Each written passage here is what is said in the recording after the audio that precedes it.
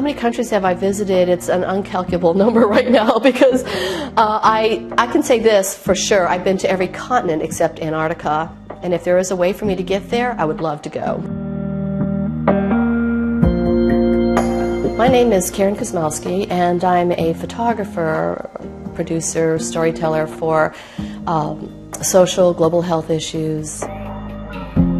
AIDS has become a recurring theme in my work, not because I chase after it, but because it's here. It's a major, major issue. About a third of all my people that I photographed in that very first story I did with AIDS had died.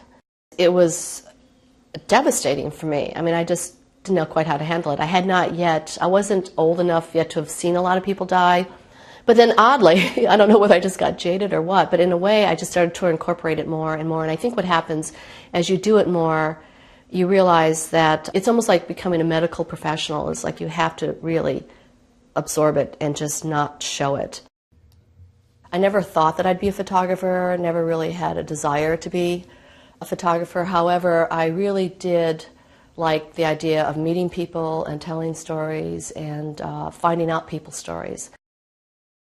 My first trip to Africa was Ivory Coast, Sierra Leone, and Uganda, and Kenya. And Sierra Leone, we were doing Lassa fever.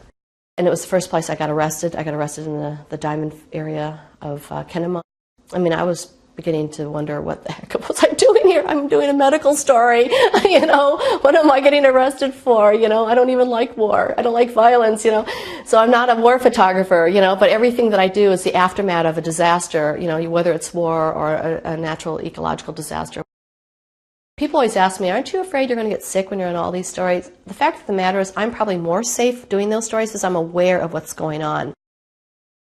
I always say that most photographers tend to be shy and that the camera gives them permission to get outside of their shyness and to interact with people. And I feel that, for me at least, that is the truth.